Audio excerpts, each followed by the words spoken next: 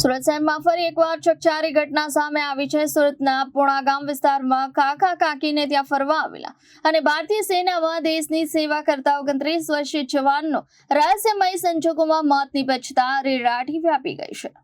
રાત્રે જમવાનું કહીને નીકળેલા આ જવાને અડધી રાત્રે તેના કાકાને મોબાઈલ પર પોતાનું લોકેશન મોકલ્યું હતું। સવારે કાકાએ આ લોકેશન ચેક કરી તપાસ કરતા જ જવાન ખુલ્લી જગ્યામાંથી મૃત હાલતમાં મળી આવ્યા હતા। આ સાથે જ ઘટના સ્થળેથી કંઈક મિશ્રણ કરેલી બોટલ પણ મળી આવી છે। આ ઘટનાની જાણ થતાં જ પોલીસ કાફલો દોડી આવ્યો હતો અને ઊંડાણપૂર્વકની તપાસ શરૂ કરી હતી।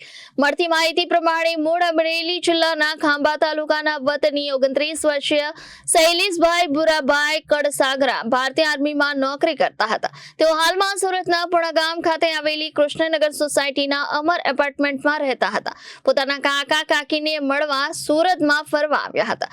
રજાઓ ગાળવા આવેલા ભત્રીજાના આવા કરુણ અંતથી પરિવાર સ્તબ્ધ થઈ ગયો છે। Bureau report Janadesh news Surat.